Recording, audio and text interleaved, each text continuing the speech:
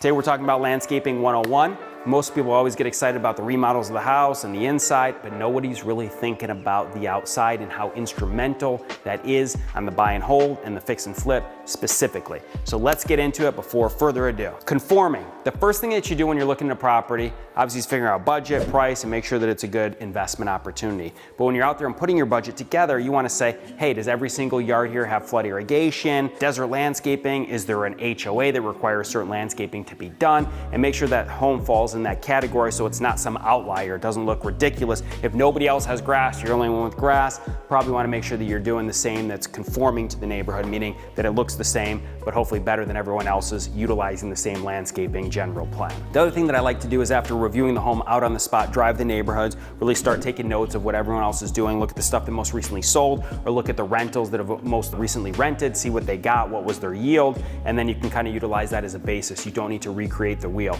After you do that, you come home, you could do a Google image search. You could start looking in people's backyards and see what those people do. Is there a lot of pools, no pools?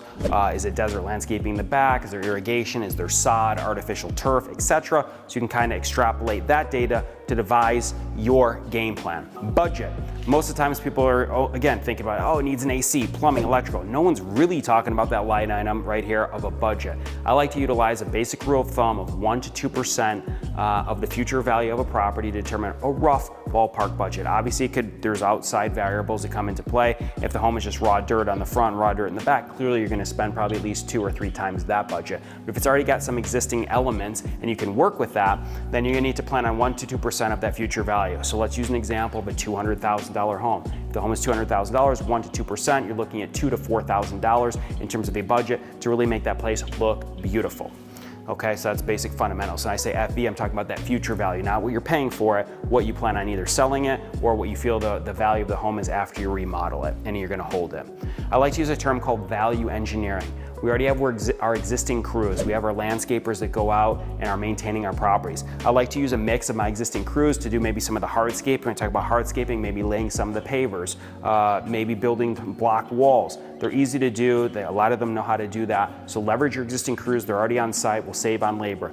If you go out and start getting budgets from these expensive, professional landscaping architects and firms, this budget, they'll say you should spend 10 to 20% maybe. It's outrageous and it'll kill and it will not yield you the type of return you should get by spending that much money. So I like to keep everything in-house. Let's keep the cost down. Let's engineer the way to maximize our return by using our existing guys and even our landscapers who can bring in rock and dirt and spread that in basic laborers to value engineer the greatest return on these investments for these budgets. Let's get into the buy and hold scenario versus a flip. I'm gonna do a different plan if I'm gonna buy and hold the property for the longevity versus a property that I know that for sure doesn't conform, like I went over an example of a $1.3 million house, or if it's north of 500,000, that's gonna be most likely a flip. So we're gonna plan accordingly based on our disposition strategy.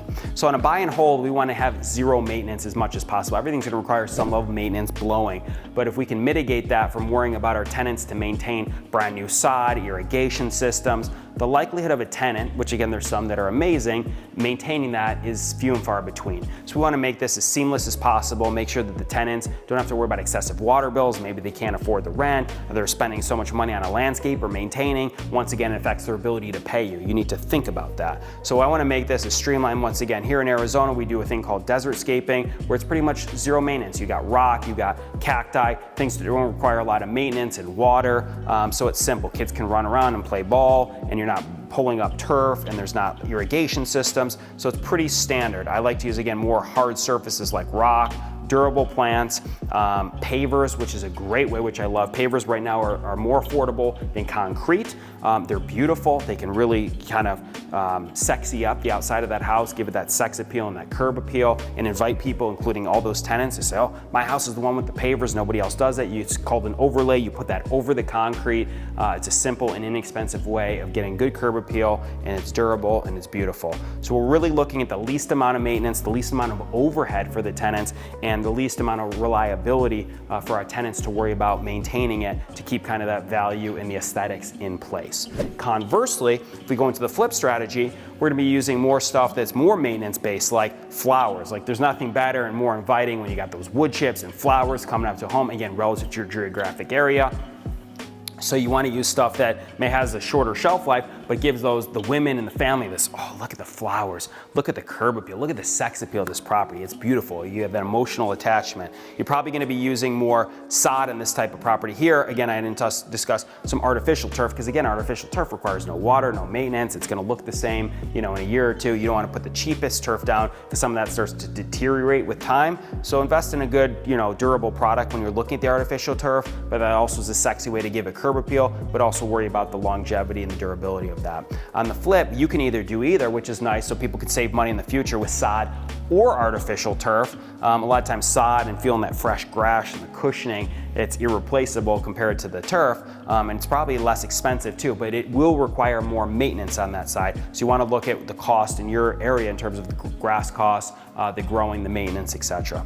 Pavers is something we could use on both. I love using, again, coming up to the home, the curb appeal, or even on the back patios. In a small area, pavers are not that expensive, especially when you can cut them, get them a little more thin, or they're already pre-cut to like a 1/4 inch or 1/2 inch, versus using those full pavers. You can call what's floating them on top of some existing concrete and then doing a basic border, or using the pavers to do a border for the artificial turf or the sod. Also inexpensive. You're talking about, $1.50 a linear foot in terms of cost, plus some labor depending on your market. Us, it's about $1.50 a foot to install. So we're not talking a lot of money, and it gives it great curb appeal.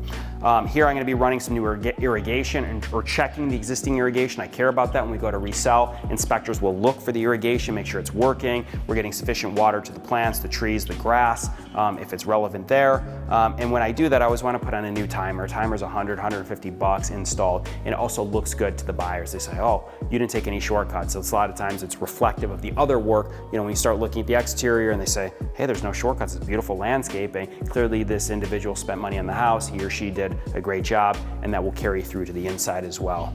And then of course here it's more maintenance on this stuff. We've got fresh flowers. I want to make sure that they're blooming, that they're constantly bright. If they're, wilting away and you're showing a home, an agent shows up, you have dead flowers out front, that doesn't look good.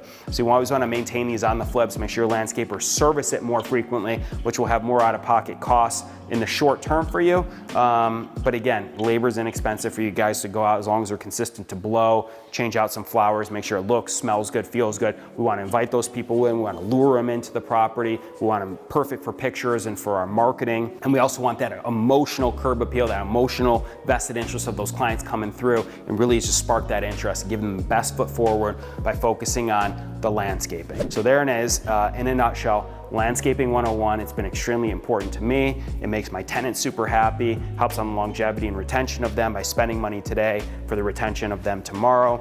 And of course on the flips, sell them faster, get a higher yield, takes away that, again, ambiguity of what it's gonna look like, and you get that emotional response from the clients. Landscaping 101, I hope you had some fun. And if you have any questions, reach out, we're happy to help you, and rock and roll. Let's make some money.